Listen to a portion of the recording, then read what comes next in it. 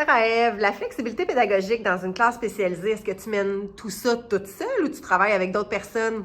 Certainement pas. Il y a des gens incroyables qui m'entourent, puis il y en a dans toutes les écoles, là. Moi, ce sont beaucoup les professionnels avec qui je travaille. Je parle d'orthophonistes, ergothérapeutes, psychoéducatrices. Il y a aussi ma TES dans ma classe, puis la préposée qui peuvent aussi pallier des fois à mes observations.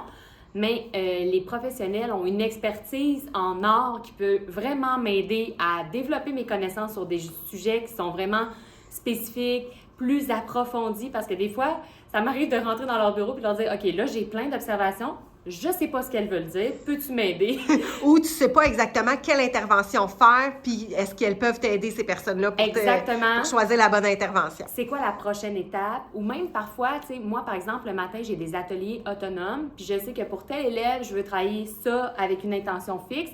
Puis je sais que l'orthophoniste, par exemple, elle a du matériel ou elle connaît une activité, je vais lui demander son aide pour créer ce panier-là, en fait, pour cet enfant-là. Puis ça va me permettre de, 1, alléger ma tâche, 2, cibler encore mieux le besoin de l'enfant, puis le matériel qui va convenir à répondre à ce besoin-là, puis d'être dans l'intention pédagogique avec lesquelles les observations que j'avais m'ont mené. Puis j'imagine que la TES de ta classe peut soutenir un sous-groupe d'élèves quand tu travailles en sous-groupe, admettons, dirigé avec toi, tu es avec un sous-groupe. Ta TES peut soutenir les autres élèves, puis ça te permet d'avoir une gestion de classe un peu plus efficace. Oui, ça demande vraiment beaucoup de collaboration et de communication.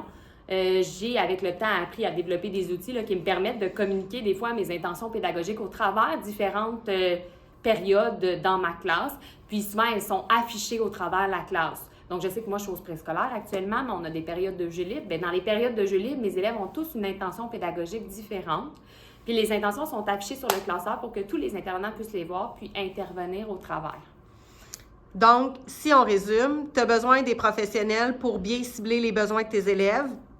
Ton apport est aussi très, très, très important, mais les professionnels vont t'aider à cibler les besoins de tes élèves, à apprendre à les connaître. Puis, le fait d'avoir des gens dans ta classe, comme c'est le cas dans plusieurs classes spécialisées, ça te permet de mettre en œuvre là, de façon d'orchestrer, dans le fond, toutes ces actions-là plus facilement. C'est un peu ça? Exactement. Merci! Bienvenue!